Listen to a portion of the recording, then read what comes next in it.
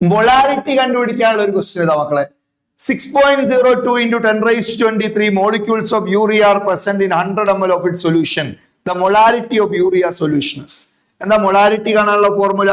Molarity equal to number of moles of solute, ആരവിടുത്തെ solute urea, divided by volume of solution in litre.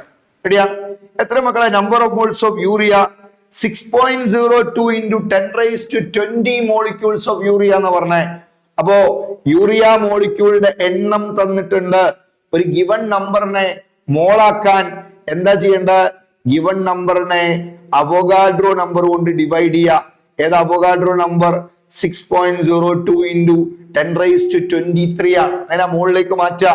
Cut ചെയ്തു 10 raised to 20 10 raised to 23 cut ചെയ്താൽ താഴെ 10 raised to 3, അതായത് 10 raised to -3 mall.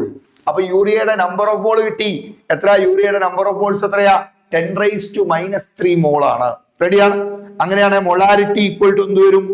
Molarity equal to 10 raised to -3 divided by volume in litre. 100 ml എന്ന് പറഞ്ഞാൽ 100/1000, 0.1 litre.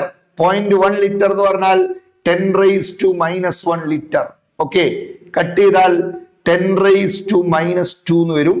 അതായത് 0.01 molar. 0.01 molar. Option B is the right answer. Okay.